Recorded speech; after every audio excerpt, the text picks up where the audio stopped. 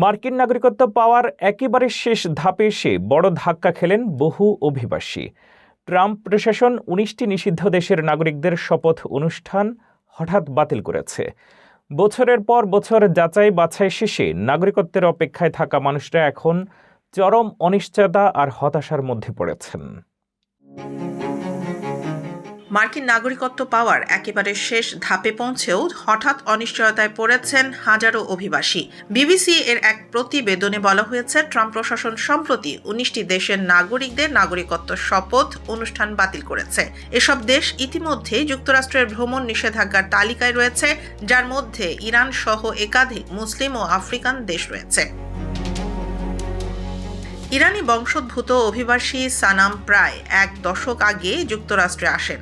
দীর্ঘদিনের কাগজপত্র পরীক্ষা, নিরাপত্তা যাচাই ও অনুমোদন শেষে চলতি মাসের ৩ ডিসেম্বর তার নাগরিকত্ব শপথ নেওয়ার কথা ছিল, কিন্তু মাত্র ২ দিন আগে কোনো স্পষ্ট ব্যাখ্যা ছাড়াই তার অনুষ্ঠান বাতিল করা হয়। পরে তিনি জানতে পারেন তার জন্মদেশেই এই সিদ্ধান্তের মূল কারণ।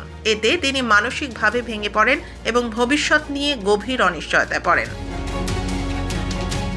এই সিদ্ধান্ত শুধু সানামের ক্ষেত্রেই নয়, ভেনেজুয়েলা সহ বিভিন্ন দেশের বহু স্থায়ী বাসিন্দার নাগরিকত্ব প্রক্রিয়াও হঠাৎ থমকে গেছে, যদিও তারা কোনো অপরাধে জড়িত নন এবং আইনের সব শর্ত পূরণ করেছেন। ট্রাম্প প্রশাসনের দাবি, জাতীয় নিরাপত্তা ও জননিরাপত্তা নিশ্চিত করতেই এই কঠোর পদক্ষেপ নেওয়া হয়েছে। US citizenship and immigration services জানিয়েছে, নিরাপত্তা ঝুঁকি পর্যালোচনার অংশ হিসেবেই নাগরিকত্ব সহ একাধিক অভিবাসন প্রক্রিয়া সাময়িকভাবে স্থগিত করা হয়েছে।